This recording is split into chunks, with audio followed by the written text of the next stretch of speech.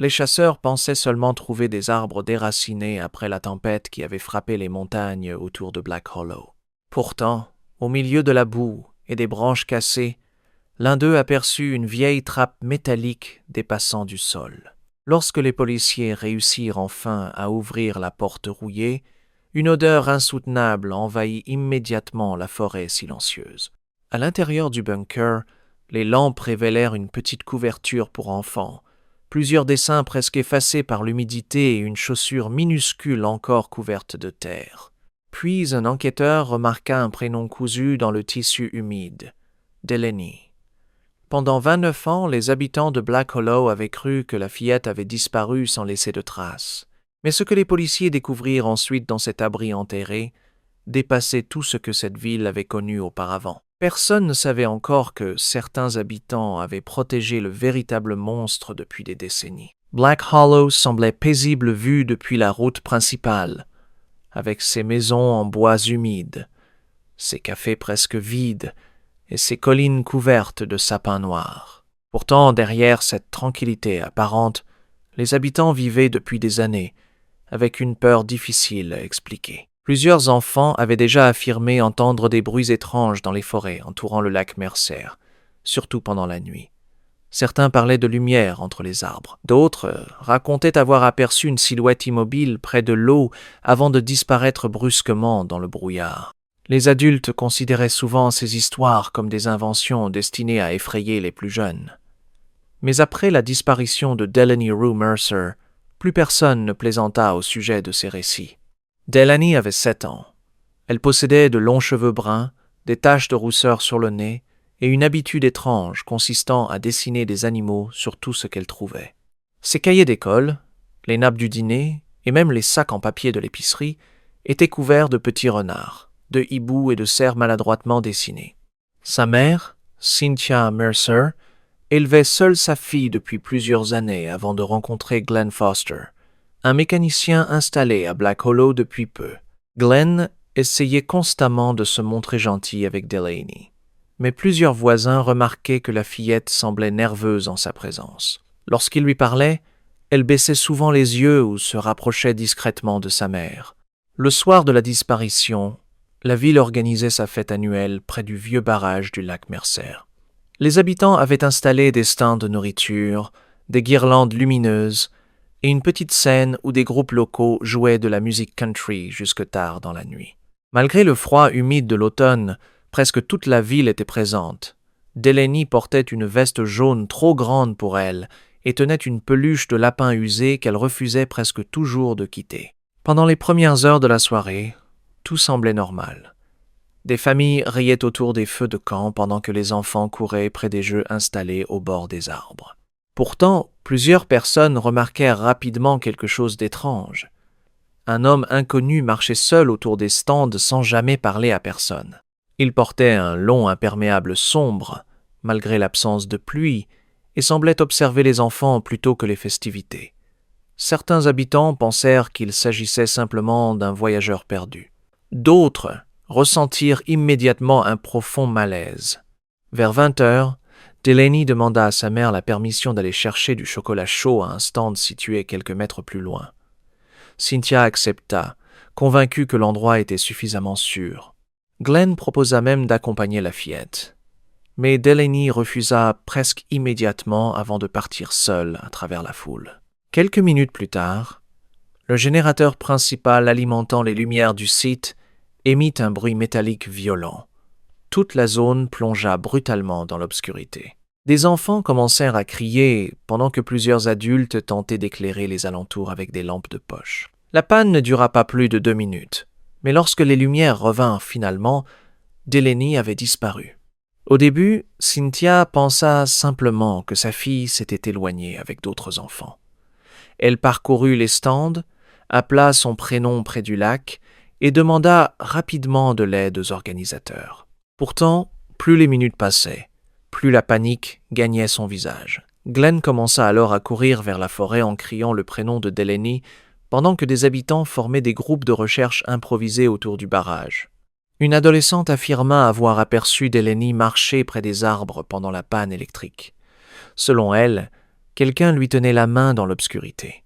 Mais lorsque les policiers lui demandèrent une description plus précise, elle déclara seulement avoir vu une silhouette sombre portant un imperméable long, exactement comme l'homme étrange aperçu plus tôt dans la soirée. Les recherches continuèrent jusque tard dans la nuit. Des bénévoles avancèrent avec des lampes entre les sapins humides pendant que les chiens policiers suivaient difficilement une piste interrompue près d'un ancien chemin forestier. À plusieurs reprises, des habitants crurent entendre la voix d'une enfant au loin, mais les recherches ne révélèrent rien. Vers minuit, un adjoint du shérif découvrit pourtant quelque chose d'inquiétant près du barrage. Une petite barrette jaune appartenant à Delaney reposait dans la boue à quelques mètres seulement de l'entrée des bois. Cynthia s'effondra immédiatement en voyant l'objet couvert de terre humide.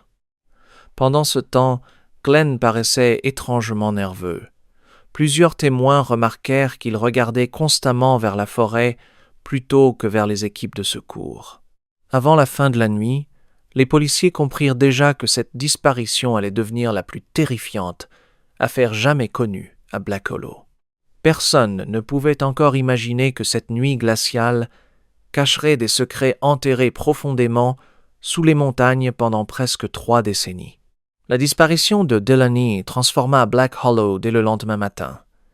Les rues habituellement calmes furent envahies par des véhicules de police, des journalistes régionaux et des bénévoles venus des villes voisines. Les habitants placardèrent des affiches portant le visage souriant de la fillette sur les vitrines des magasins, les stations-service et même les arbres bordant les routes forestières. Partout, les mêmes questions revenaient sans cesse. Comment une enfant avait-elle pu disparaître au milieu de centaines de personnes sans que personne ne voie clairement ce qui s'était passé? Le shérif Harold Boone prit personnellement la direction des recherches. Grand, fatigué et déjà proche de la retraite, Boone connaissait presque chaque habitant de Black Hollow depuis des années. Pourtant, dès les premières heures de l'enquête, il comprit que cette affaire dépassait tout ce qu'il avait connu auparavant. Les chiens policiers avaient suivi l'odeur de Delaney jusqu'à un ancien sentier forestier derrière le barrage avant de perdre brutalement la piste près d'une route secondaire rarement utilisée. Pour Boone, cela signifiait probablement qu'un véhicule attendait dans l'obscurité pendant la panne électrique. Les enquêteurs commencèrent immédiatement à interroger tous les témoins présents à la fête. Mais plus les heures passaient, plus les témoignages devenaient contradictoires. Certains habitants affirmaient avoir vu Delaney courir seul près des arbres. D'autres parlaient d'un homme en imperméable sombre. Une vieille femme déclara même avoir entendu une camionnette démarrer brusquement pendant la panne de courant. Pourtant, aucun témoin ne parvenait à donner une description précise du conducteur ni du véhicule. Pendant ce temps, Cynthia Mercer restait enfermée dans sa maison, incapable de dormir.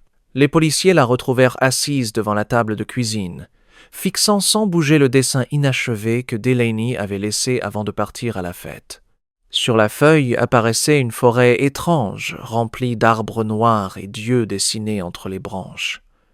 Cynthia expliqua que sa fille faisait souvent des cauchemars depuis plusieurs semaines. Delaney prétendait entendre quelqu'un marcher autour de leur maison tard dans la nuit. Glenn avait toujours assuré qu'il s'agissait simplement d'animaux venant des bois. Mais Glenn Foster lui-même commençait déjà à attirer l'attention des enquêteurs. Plusieurs habitants racontèrent que son comportement pendant les recherches avait semblé inhabituel. Un homme déclara l'avoir vu quitter brièvement la zone de recherche avant de revenir couvert de boue jusqu'aux genoux. Glenn expliqua qu'il avait simplement glissé près du lac en cherchant Delaney, mais certains policiers remarquèrent immédiatement ses réponses nerveuses et agressives. Le deuxième jour, les recherches s'étendirent profondément dans les montagnes entourant Black Hollow. Des hélicoptères survolèrent les forêts, pendant que des dizaines de bénévoles avançaient entre les arbres humides. La pluie froide compliquait cependant chaque opération. Les traces disparaissaient rapidement dans la boue, et les chiens perdaient constamment l'odeur de l'enfant. Vers la fin de l'après-midi, un groupe de volontaires découvrit quelque chose d'inquiétant près d'une ancienne cabane de chasse abandonnée. Une petite empreinte de chaussure apparaissait dans la terre humide derrière le bâtiment. Les enquêteurs comparèrent immédiatement la taille avec les chaussures de Delaney. La correspondance semblait presque parfaite. À l'intérieur de la cabane, Les policiers trouvèrent plusieurs boîtes de conserve ouvertes récemment, une couverture sale et des traces de feu dans une cheminée improvisée. Pourtant, aucune preuve directe ne reliait l'endroit à Delaney. Boone ordonna tout de même de fouiller minutieusement la zone autour de la cabane. Pendant plusieurs heures, les équipes ratissèrent la forêt voisine sans rien découvrir. Le soir même, un journaliste de Portland diffusa un détail qui provoqua un choc dans toute la région. Quelques semaines avant la disparition, une autre enfant avait signalé avoir été suivie par un homme inconnu près du même barrage. À l'époque, les policiers n'avaient trouvé aucun suspect crédible. Maintenant, certains habitants commencèrent à craindre qu'un prédateur ait vécu discrètement autour de Black Hollow depuis longtemps. La pression médiatique augmentait rapidement. Des journalistes campaient désormais devant la maison des Mercer jour et nuit. Les rumeurs devenaient incontrôlables. Certaines personnes accusaient Glenn. D'autres soupçonnaient un vagabond aperçu près des montagnes quelques jours avant la fête. Quelques habitants parlaient même d'un ancien mineur vivant seul dans les bois depuis des années. Le 4e jour, un événement troubla encore davantage les enquêteurs. Une fillette de 8 ans déclara à ses parents avoir vu Delaney après la panne électrique. Selon son récit, Delaney se trouvait près du parking principal, avec un homme qui lui parlait doucement avant de l'emmener vers une camionnette claire. Mais lorsque les policiers montrèrent plusieurs photographies à l'enfant, elle fut incapable d'identifier qui que ce soit. Cette nuit-là, le shérif Boone resta seul dans son bureau jusqu'au matin. Devant lui s'accumulaient des cartes forestières, des rapports contradictoires et des photographies de Delaney souriant devant son école. Quelque chose dans cette affaire lui semblait profondément dérangeant. Tout paraissait trop organisé pour un enlèvement improvisé. La panne de courant, la disparition rapide, la piste perdue près de la route forestière. Quelqu'un avait probablement préparé cette nuit depuis longtemps. Mais ce que Boone ignorait encore, c'était qu'une personne présente aux recherches cachait déjà un terrible secret. Et pendant que toute la ville cherchait Delaney dans les montagnes, la fillette se trouvait être encore beaucoup plus proche de Black Hollow que quiconque pouvait l'imaginer. Le 5e jour après la disparition de Delaney, les enquêteurs décidèrent enfin de concentrer une partie importante de leurs efforts sur Glenn Foster. Jusqu'alors, le beau-père avait surtout été considéré comme un proche inquiet et agressif sous la pression. Mais plusieurs détails commençaient à troubler sérieusement le shérif Boone. D'abord, Glenn avait menti concernant ses déplacements pendant la panne électrique. Il avait affirmé être resté près du stand de nourriture avec Cynthia lorsque les lumières s'étaient éteintes. Pourtant, 2 témoins différents racontèrent l'avoir aperçu courant vers le parking quelques secondes avant que le générateur cesse de fonctionner. L'un d'eux se souvenait même avoir entendu Glenn se disputer violemment avec quelqu'un près des véhicules. Ensuite, les enquêteurs découvrirent que Glenn possédait autrefois un casier judiciaire mineur dans l'État du Nevada pour violence après une altercation dans un bar. Rien directement lié aux enfants, mais suffisamment pour attirer l'attention des médias locaux. Rapidement, plusieurs journalistes commencèrent à présenter Glenn comme le principal suspect. Lorsque Boone convoqua Glenn au poste de police pour un nouvel interrogatoire, l'entretien dégénéra rapidement. Glenn frappa du poing contre la table après seulement quelques minutes. Il accusa les policiers de perdre du temps au lieu de chercher Delaney. Puis il déclara quelque chose qui glaça momentanément la pièce entière. Il affirma que quelqu'un observait la maison Mercer depuis des semaines avant la disparition. Selon Glenn, plusieurs objets avaient disparu du jardin pendant l'été précédent.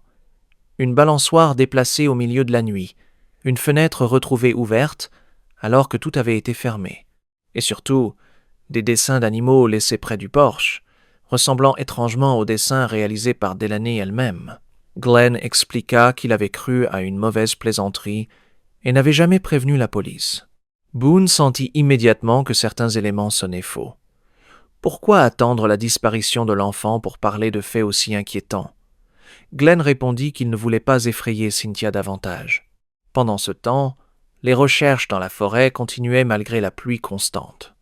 Les bénévoles avançaient désormais dans des zones beaucoup plus isolées autour des montagnes. Plusieurs anciennes structures abandonnées existait dans cette région depuis la fermeture des exploitations minières des décennies auparavant. Les policiers inspectèrent des cabanes, des tunnels et même de vieux réservoirs souterrains sans découvrir la moindre trace de Delaney. Puis une nouvelle piste surgit presque accidentellement. Un adolescent nommé Kyle Bennett contacta les enquêteurs après avoir reconnu un détail mentionné à la télévision. Il expliqua qu'au soir de la fête, lui et ses amis avaient aperçu un homme étrange près des toilettes publiques installées près du barrage. Contrairement aux autres témoins, Kyle donna une description beaucoup plus précise. L'homme portait un imperméable sombre, une barbe épaisse, et surtout une casquette rouge délavée avec le logo d'une ancienne société forestière locale. Boone diffusa immédiatement l'information auprès des habitants. Moins de 2 heures plus tard, plusieurs appels désignèrent le même homme. Il s'appelait Leonard Vail. Leonard vivait seul dans une vieille caravane, située à quelques kilomètres de Black Hollow, près d'une route forestière presque abandonnée. Ancien ouvrier forestier, il travaillait autrefois dans les montagnes entourant le barrage, avant de perdre son emploi plusieurs années auparavant. Les habitants le décrivaient comme silencieux, étrange, et parfois instable après avoir beaucoup bu. Lorsque les policiers arrivèrent devant la caravane de Leonard, ils découvrirent immédiatement quelque chose d'inquiétant. Les rideaux étaient fermés malgré la lumière du jour et une forte odeur de carburant flottait autour du terrain boueux. Leonard accepta pourtant calmement de répondre aux questions. Il admit avoir assisté à la fête, mais affirma être parti avant la panne électrique. Boone remarqua rapidement plusieurs griffures récentes sur les mains de Leonard. Celui-ci expliqua qu'il coupait du bois dans la montagne depuis plusieurs jours. Mais en inspectant discrètement l'intérieur de la caravane, les enquêteurs découvrirent des objets troublants. Des dizaines de photographies d'animaux et d'enfants découpés dans des magazines couvraient une partie des murs. Plus inquiétant encore, une petite chaussure d'enfant reposait sous un fauteuil. Leonard affirma l'avoir trouvée près du barrage plusieurs mois auparavant. Les policiers fouillèrent alors entièrement le terrain.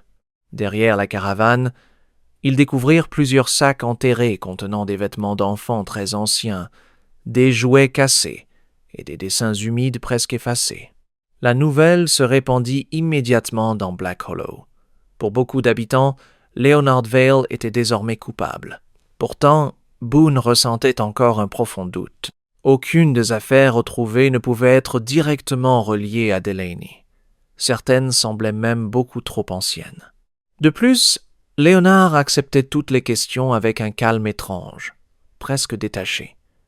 Lorsqu'on lui demanda s'il connaissait Delaney Mercer, il répondit simplement qu'il voyait souvent des enfants jouer près du lac et que personne ne faisait attention aux hommes comme lui jusqu'à ce qu'une tragédie survienne. Malgré cela, Leonard fut placé en détention provisoire pendant que les enquêteurs poursuivaient les analyses. Cette nuit-là, Boone retourna seul près du barrage désormais désert. Le vent faisait bouger les arbres autour de l'eau noire pendant qu'il observait les anciennes installations électriques responsables de la panne.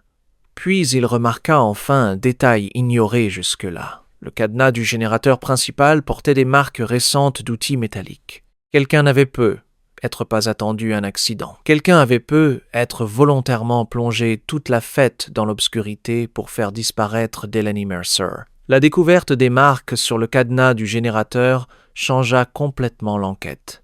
Jusqu'à cet instant, les policiers considéraient encore la panne électrique comme une coïncidence malheureuse, ayant facilité la disparition de Delaney. Désormais, le shérif Boone était convaincu que quelqu'un avait préparé cette nuit avec précision. Des techniciens inspectèrent le système électrique installé près du barrage. Leur conclusion fut immédiate. Les câbles avaient été volontairement endommagés avec un outil coupant peu avant la panne. Le responsable connaissait probablement l'emplacement exact du générateur et savait qu'une obscurité totale provoquerait immédiatement le chaos parmi les habitants. Pendant ce temps, Leonard Vail restait enfermé dans une cellule du petit commissariat de Black Hollow.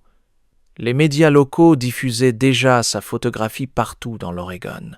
Plusieurs journalistes le présentaient comme un prédateur vivant discrètement dans les montagnes depuis des années. Pourtant, malgré les objets troublants retrouvés dans sa caravane, les enquêteurs ne possédaient toujours aucune preuve directe le reliant à Delaney. Puis, les analyses des vêtements enterrés derrière la caravane arrivèrent finalement. Aucun des objets ne correspondait à Delaney Mercer. La petite chaussure, retrouvée sous le fauteuil, appartenait à une fillette disparue dans l'État voisin presque 15 ans auparavant.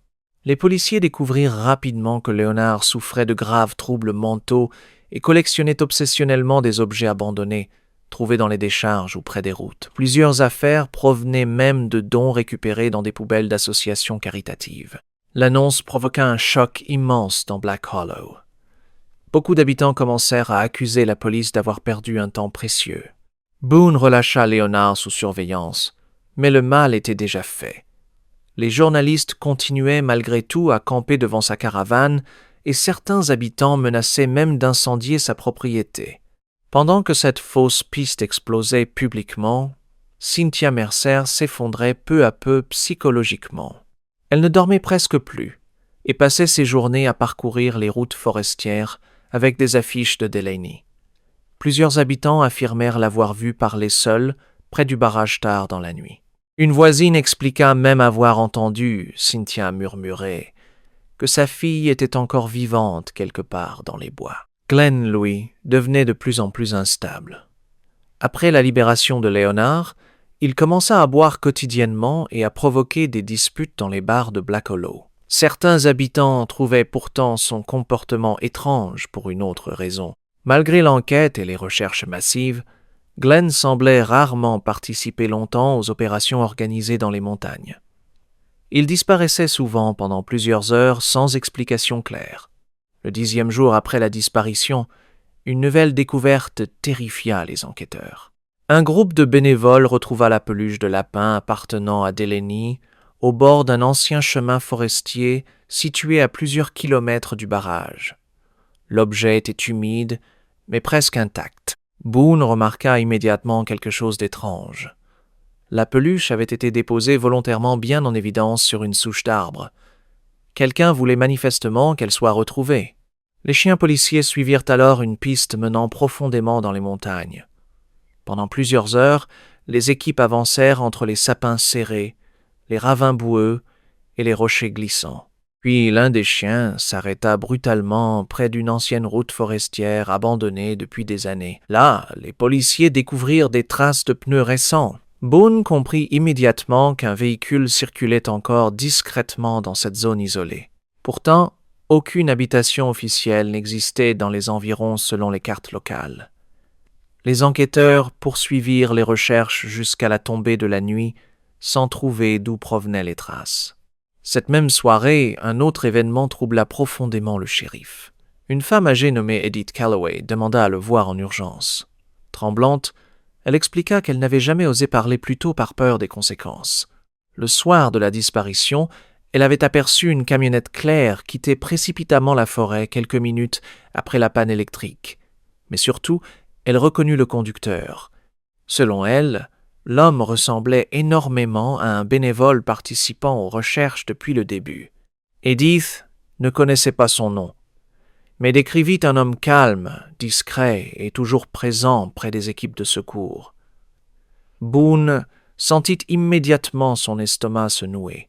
Si ce témoignage était vrai, cela signifiait que le ravisseur participait peu, être lui-même aux recherches depuis le premier jour. Le lendemain matin, Boone demanda discrètement la liste complète des bénévoles ayant participé aux opérations autour du barrage.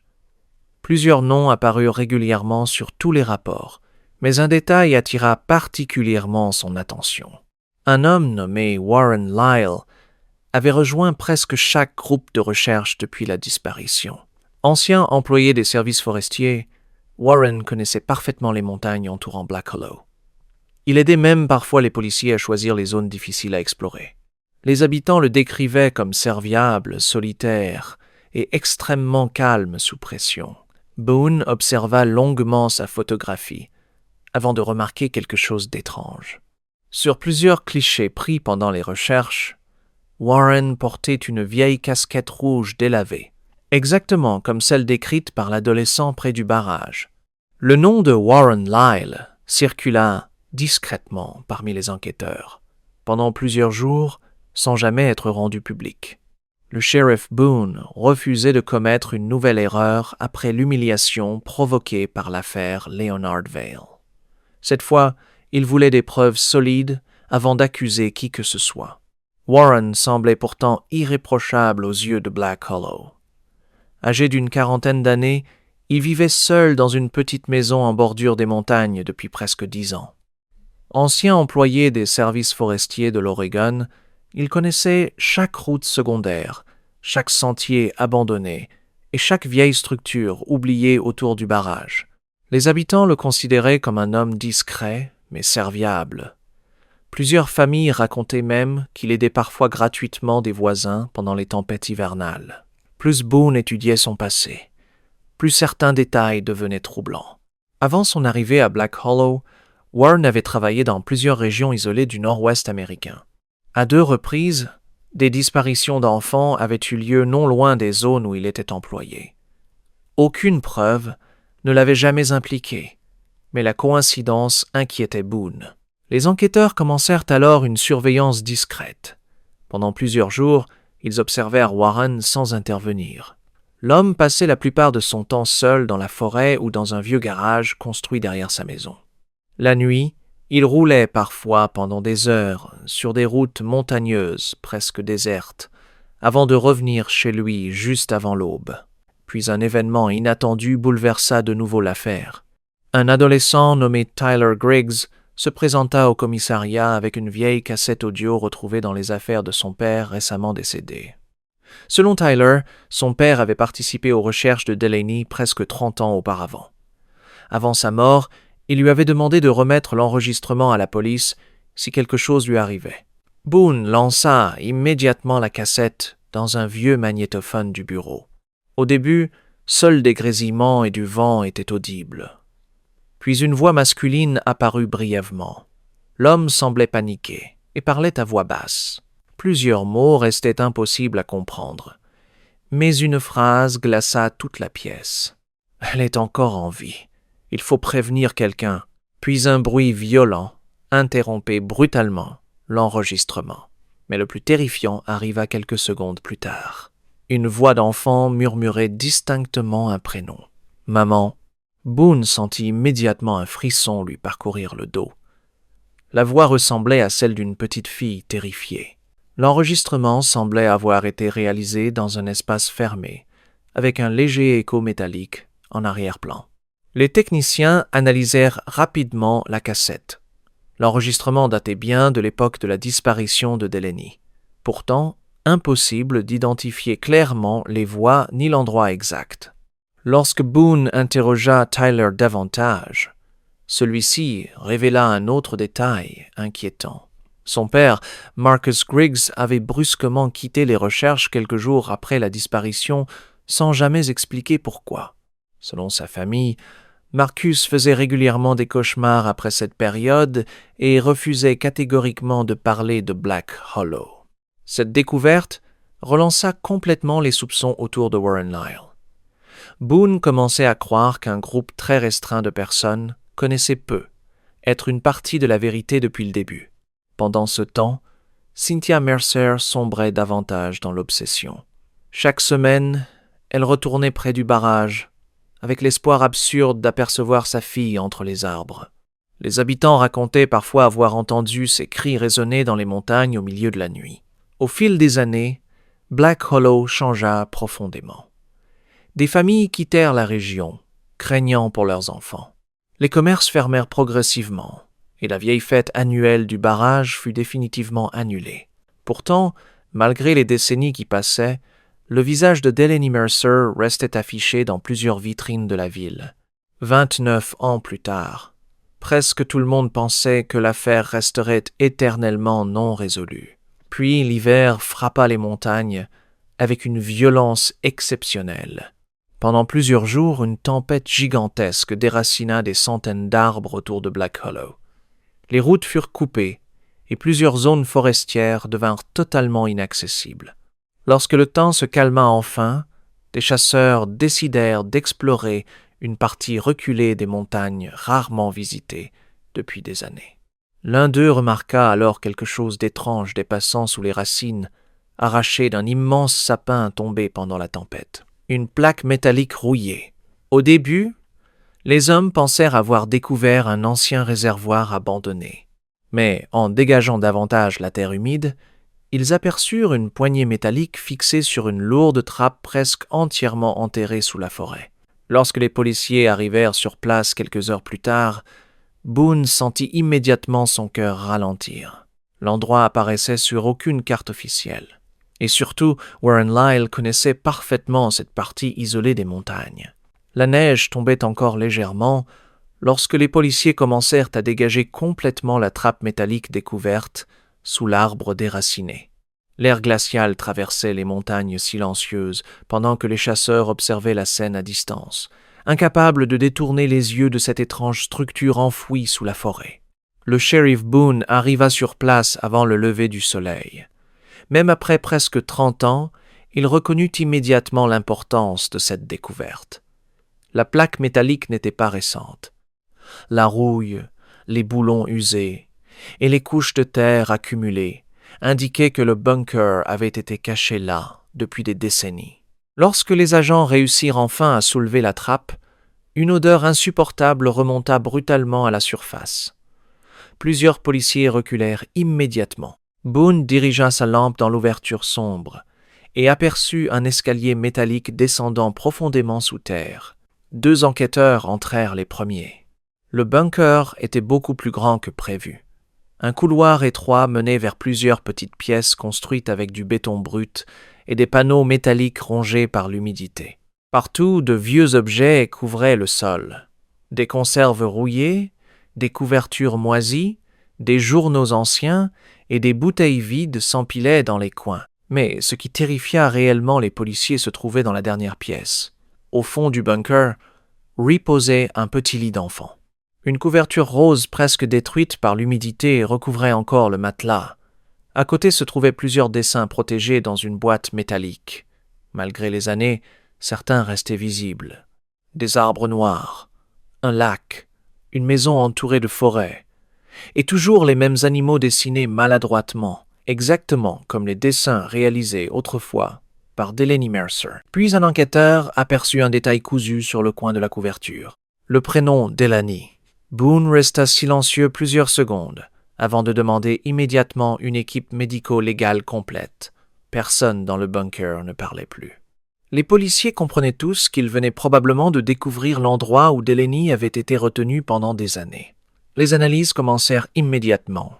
Dans une petite pièce fermée par une porte métallique, les enquêteurs découvrirent des restes humains partiellement conservés par le froid et l'humidité. À proximité se trouvaient des vêtements d'enfants, plusieurs boîtes de médicaments et des chaînes fixées directement dans le béton du mur. Même les agents les plus expérimentés eurent du mal à supporter la scène. Pendant que les techniciens photographiaient chaque détail, Boone continua d'inspecter le bunker lui-même. Plus il avançait, plus certains éléments le troublaient. L'endroit n'avait pas été utilisé seulement comme cachette temporaire. Quelqu'un avait vécu ici pendant très longtemps. Une vieille radio fonctionnait encore avec une batterie improvisée. Des réserves de nourriture plus récentes apparaissaient dans certaines armoires. Des traces de réparation récentes étaient visibles sur plusieurs tuyaux d'aération.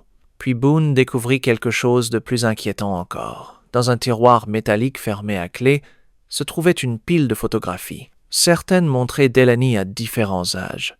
La fillette apparaissait plus grande sur chaque image. Sur l'une d'elles, elle semblait avoir environ 12 ans. Sur une autre, peut être 15. Ses cheveux étaient plus longs, son visage plus maigre et son regard profondément vide. Derrière, elle apparaissait parfois une partie du bunker. La pièce entière plongea dans le silence. Les policiers comprirent alors l'horreur réelle de l'affaire. Delaney Mercer n'était probablement pas morte le soir de sa disparition. Elle avait survécu pendant des années sous cette forêt. L'information fut immédiatement gardée secrète pour éviter une explosion médiatique incontrôlable. Boone ordonna également une surveillance discrète autour de Warren Lyle avant même la fin des analyses ADN. Mais pendant que les enquêteurs poursuivaient leurs recherches dans le bunker, un autre détail bouleversa complètement l'affaire. L'un des techniciens trouva un passage étroit caché derrière une cloison métallique. Ce couloir menait vers une sortie secondaire, située plusieurs centaines de mètres plus loin dans les bois. À l'extérieur, les policiers découvrirent des traces de pneus très récentes dans la neige fondue. Quelqu'un être venu dans ce bunker peu avant la tempête. Ou pire encore, quelqu'un pouvait avoir appris que les policiers venaient de découvrir l'endroit. À ce moment précis, si tu apprécies les affaires criminelles détaillées et les histoires qui plongent profondément dans les secrets les plus sombres, pense à t'abonner à la chaîne pour ne manquer aucune enquête comme celle-ci. Pendant ce temps, Boone reçut finalement un appel du laboratoire médico-légal de Portland. L'ADN prélevé sur les restes confirmait officiellement l'identité de la victime. Après 29 ans de disparition, les policiers venaient bien de retrouver Delaney Rue Mercer. Mais l'analyse révéla également autre chose. Des traces ADN appartenant à une seconde personne apparaissaient partout dans le bunker. Et cette personne était encore en vie. La confirmation officielle de l'identité de Delaney Mercer plongea Black Hollow dans un silence presque irréel. Pendant presque 3 décennies, les habitants avaient vécu avec l'espoir fragile qu'elle puisse encore être vivante quelque part. Désormais, la vérité devenait bien plus terrible que toutes les rumeurs ayant circulé dans la ville. Mais pour le shérif Boone, le plus important restait l'ADN inconnu retrouvé dans le bunker. Les analyses révélèrent rapidement que cet ADN apparaissait sur plusieurs objets récents, une bouteille d'eau presque pleine, une boîte de conserve ouverte peu avant la tempête, et surtout sur une couverture placée directement près des restes de Delaney. Quelqu'un avait utilisé le bunker récemment. Les enquêteurs comparèrent immédiatement le profil génétique avec les bases de données nationales. Aucun résultat n'apparut au début. Pourtant, quelques heures plus tard, un technicien remarqua une correspondance partielle extrêmement troublante. L'ADN possédait un lien familial avec Warren Lyle. Boone sentit immédiatement la tension envahir toute la cellule d'enquête. Cela ne prouvait pas encore que Warren était directement le responsable.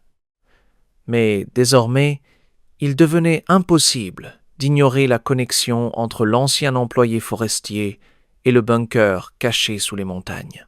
Une équipe spéciale se rendit discrètement chez Warren au milieu de la nuit. La maison semblait vide. Les policiers trouvèrent les lumières éteintes, le garage ouvert et plusieurs outils dispersés sur le sol. Mais surtout, le vieux pick-up de Warren avait disparu.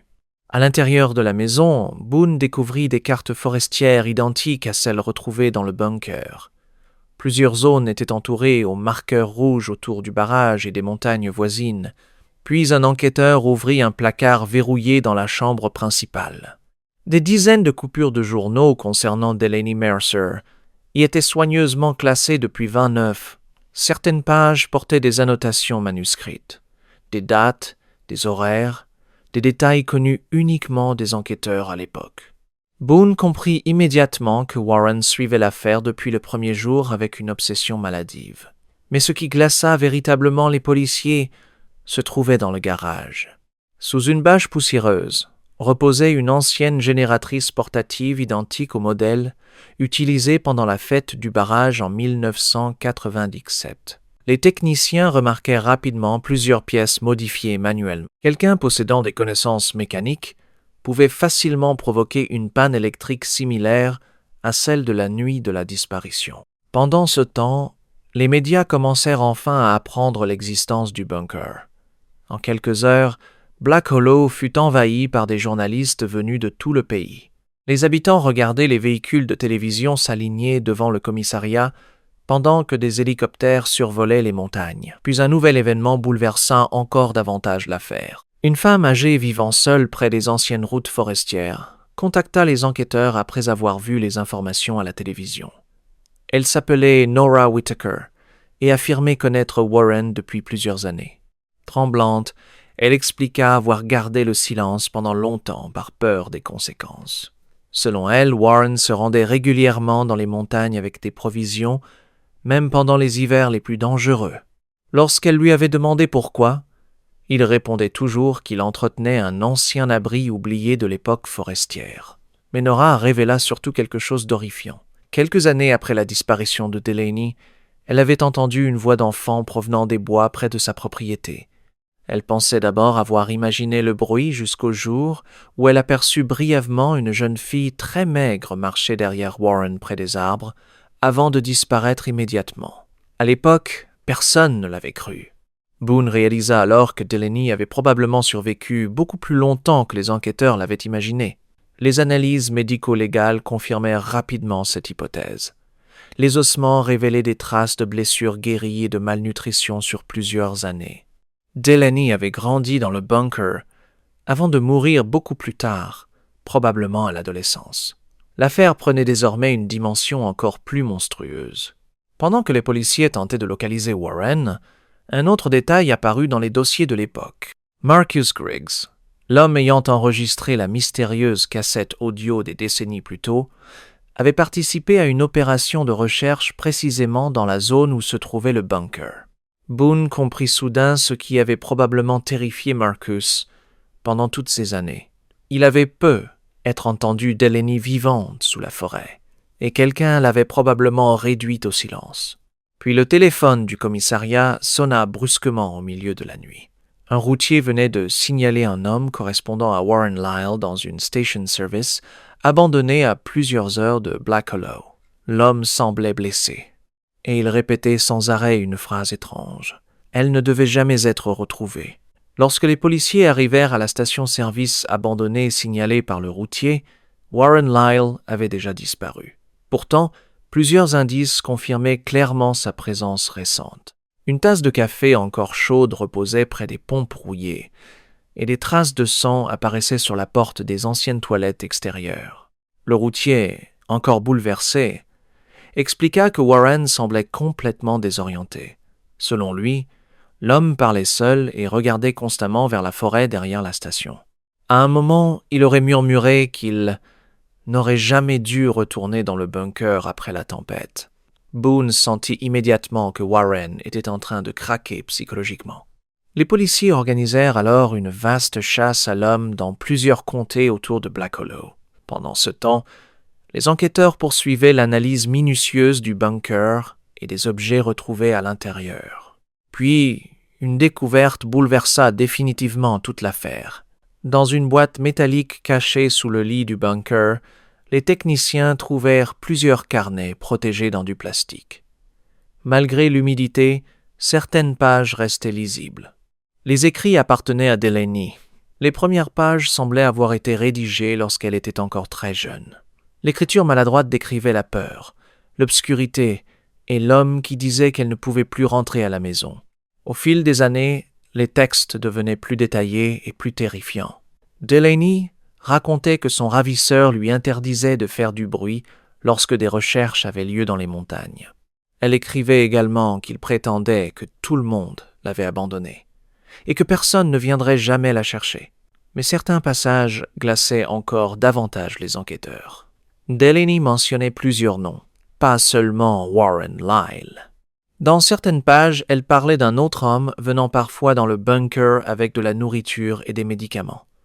Elle le décrivait comme plus âgé, nerveux et effrayé par l'endroit. Selon Delaney, cet homme se disputait régulièrement avec Warren et répétait qu'il devait arrêter avant que quelqu'un découvre tout. Boone comprit immédiatement que Warren n'avait peu, être pas agi seul. Les enquêteurs examinèrent alors toutes les personnes ayant participé aux recherches initiales. Un nom revint rapidement dans plusieurs anciens rapports. Marcus Griggs, le même homme ayant enregistré la mystérieuse cassette audio. À l'époque de la disparition, Marcus travaillait comme mécanicien forestier avec Warren Lyle. Les deux hommes se connaissaient depuis des années, avant l'affaire Delaney. Boone sentit son estomac se nouer en réalisant ce que cela signifiait probablement. Marcus n'avait peu être pas découvert le bunker par hasard. Il connaissait peu être déjà son existence. Les policiers fouillèrent alors l'ancienne propriété de Marcus Griggs. La maison était désormais vide depuis sa mort récente, mais dans le garage, les enquêteurs découvrirent plusieurs outils identiques à ceux utilisés pour modifier le générateur du barrage en 1997. Puis un détail encore plus troublant apparut. Une photographie ancienne montrait Marcus et Warren devant l'entrée d'un chantier forestier abandonné dans les montagnes. En arrière-plan apparaissait clairement une structure métallique partiellement enterrée. Le bunker existait déjà bien avant la disparition de Delaney. Pendant ce temps, la traque de Warren se resserrait. Plusieurs témoins affirmèrent l'avoir vu se déplacer entre des routes secondaires autour des montagnes, évitant systématiquement les villes principales. Boone comprenait maintenant pourquoi Warren connaissait si parfaitement les zones isolées. Il utilisait probablement ces routes depuis des décennies. Puis, un ancien adjoint du shérif contacta Boone après avoir vu les informations. L'homme révéla un détail oublié de l'enquête initiale. Quelques jours après la disparition de Delaney, un bénévole avait signalé des bruits venant du sol près d'une zone forestière proche du bunker actuel. Mais les recherches avaient été interrompues après un violent orage ayant provoqué un glissement de terrain. Boone réalisa avec horreur à quel point ils étaient passés près de retrouver Delaney vivante. Cette nuit-là, une équipe retrouva finalement le pick-up abandonné de Warren près d'une ancienne route montagneuse. À l'intérieur du véhicule, les policiers découvrirent des vêtements ensanglantés, plusieurs boîtes de médicaments, et surtout une vieille photographie de Delaney, prise dans le bunker à l'adolescence. Au dos de l'image, une phrase était écrite à la main. Elle voulait partir. Quelques kilomètres plus loin, des agents aperçurent enfin Warren marchant seul au bord d'un ravin enneigé. Lorsque les policiers l'encerclèrent, il leva lentement les mains sans opposer de résistance. Son visage semblait épuisé, presque vide. Boone s'approcha prudemment pendant que les agents pointaient leurs armes. Puis Warren prononça calmement une phrase qui glaça immédiatement toute l'équipe. « Vous auriez dû la retrouver beaucoup plus tôt. » Warren Lyle fut ramené à Black Hollow sous escorte renforcée au milieu de la nuit. Malgré la neige et les barrages installés autour du commissariat, des dizaines d'habitants attendaient déjà devant le bâtiment en silence. Certains tenaient encore les anciennes affiches de Delaney Mercer conservées pendant presque 3 décennies. Lorsque Warren descendit du véhicule de police, plusieurs personnes commencèrent à crier son nom avec une haine visible. Lui resta parfaitement calme. Pendant les premières heures d'interrogatoire, Warren refusa pourtant de répondre aux questions essentielles. Il demandait seulement de l'eau et regardait fixement la table métallique devant lui. Boone comprit rapidement qu'il fallait utiliser une autre approche. Alors il posa devant Warren l'un des carnets retrouvés dans le bunker. Le visage de Warren changea immédiatement. Ses mains commencèrent légèrement à trembler pendant qu'il fixait les pages couvertes de l'écriture de Delaney. Pendant plusieurs minutes, il resta silencieux, avant de murmurer presque inaudiblement qu'elle écrivait constamment. Puis finalement, Warren parla. Il expliqua avoir découvert le bunker des années avant la disparition grâce à son travail forestier. L'endroit avait été construit secrètement pendant la guerre froide comme abri d'urgence avant d'être oublié sous les montagnes. Warren venait parfois s'y cacher seul pendant des périodes de dépression et d'isolement. Mais selon lui, tout avait changé lorsqu'il avait aperçu Delaney Mercer à plusieurs reprises autour du barrage pendant l'été 1997. Warren décrivait l'enfant avec une obsession terrifiante. Il affirmait qu'elle lui rappelait sa propre sœur morte jeune des années auparavant. Peu à peu, il développa l'idée malade qu'il pouvait protéger Delaney du monde extérieur. Pendant des semaines, il observa la famille Mercer discrètement depuis la forêt. Puis il commença à préparer l'enlèvement.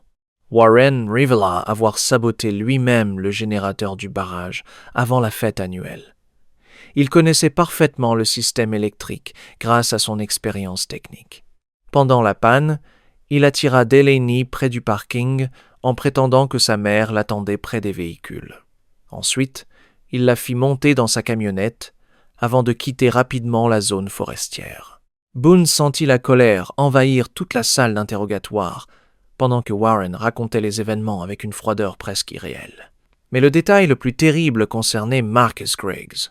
Selon Warren, Marcus avait découvert la vérité accidentellement quelques jours après la disparition. Pendant une recherche dans les montagnes, il entendit réellement Delaney pleurer sous le bunker. Terrifié, Marcus menaça immédiatement de prévenir la police. Warren convainquit alors son ancien collègue de garder le silence temporairement en prétendant que Delaney serait bientôt relâchée saine et sauve. Mais les jours passèrent, puis les semaines. Et Marcus, déjà fragile psychologiquement, devint prisonnier du secret. La mystérieuse cassette audio fut enregistrée lors de leur dispute devant l'entrée du bunker. Marcus voulait enfin prévenir les autorités, mais Warren le frappa violemment avant qu'il puisse partir. Boone demanda alors pourquoi Marcus n'avait jamais parlé ensuite. Warren répondit simplement que la peur avait détruit son ancien ami. Selon lui, Marcus craignait désormais d'être considéré comme complice et préféra vivre avec sa culpabilité jusqu'à sa mort. Puis Boone aborda la question la plus importante. Combien de temps Delaney avait-elle survécu? Pour la première fois depuis le début de l'interrogatoire, Warren sembla réellement perturbé. Son regard se baissa lentement vers la table. Il expliqua que Delaney avait vécu dans le bunker pendant presque 9 années. Au début, elle essayait constamment de s'échapper. Warren la gardait attachée lorsqu'il quittait l'abri et lui répétait que sa famille l'avait abandonnée. Avec le temps, l'enfant devint plus silencieuse, plus fragile et profondément dépendante de lui pour survivre dans cet environnement souterrain. Mais, en grandissant, Delaney recommença progressivement à résister. Elle tentait parfois d'atteindre la sortie secondaire lorsque Warren dormait. Elle écrivait secrètement dans ses carnets et parlait souvent de sa mère. Puis Warren révéla finalement ce qui s'était réellement passé la dernière nuit. Vers l'âge de 6 ans, Delaney réussit à sortir brièvement du bunker pendant une tempête hivernale. Warren la retrouva plusieurs heures plus tard près de la forêt, après qu'elle soit tombée dans un ravin glacé en tentant de fuir. Gravement blessée et affaiblie, elle mourut quelques jours plus tard dans le bunker, malgré les médicaments apportés par Warren. Le silence envahit complètement la pièce. Même les enquêteurs présents semblaient incapables de parler après avoir entendu l'horreur des 9 années passées sous terre. Boone posa alors une dernière question. Pourquoi être retourné au bunker récemment après presque 3 décennies?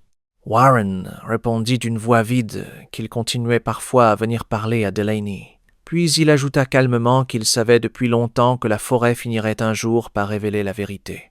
Quelques semaines plus tard, Warren Lyle fut officiellement inculpé pour enlèvement, séquestration et meurtre.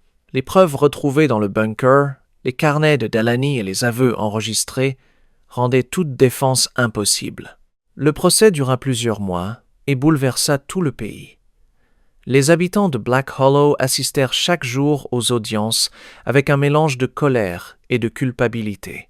Beaucoup réalisaient désormais qu'ils avaient croisé Warren pendant des années sans jamais soupçonner le monstre caché derrière son apparence calme.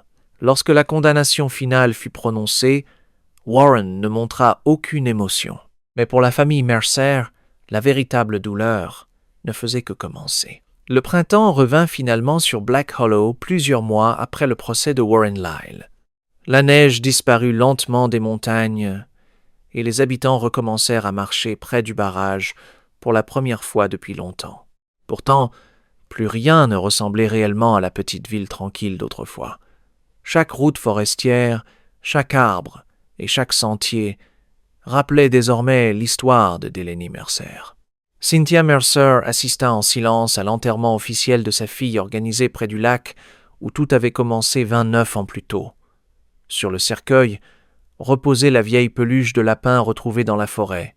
Pendant toute la cérémonie, plusieurs habitants pleurèrent ouvertement, incapables d'oublier que Delaney avait survécu pendant des années sous leurs pieds sans que personne ne découvre la vérité. Après les funérailles, Cynthia prit une décision qui surprit toute la ville. Elle transforma l'ancienne maison familiale en centre d'aide pour les familles d'enfants disparus. Selon elle, aucune famille ne devait rester seule face à une douleur aussi longue et aussi destructrice. Le bunker fut entièrement détruit sous surveillance fédérale quelques semaines plus tard. Les autorités recouvrirent ensuite la zone de terre et de jeunes arbres, afin que plus personne ne puisse jamais retrouver l'endroit exact où Delaney avait été retenue captive. Quant à Warren Lyle, il termina ses jours dans une prison de haute sécurité sans jamais recevoir la moindre visite. Mais malgré toute l'horreur de cette affaire, les habitants de Black Hollow répétèrent longtemps une seule chose. Delaney Mercer avait finalement retrouvé son nom, son histoire, et la vérité que la forêt avait cachée pendant presque 3 décennies. Et si tu veux découvrir d'autres affaires criminelles aussi troublantes que celle-ci, pense à t'abonner maintenant à la chaîne pour ne manquer aucune prochaine histoire.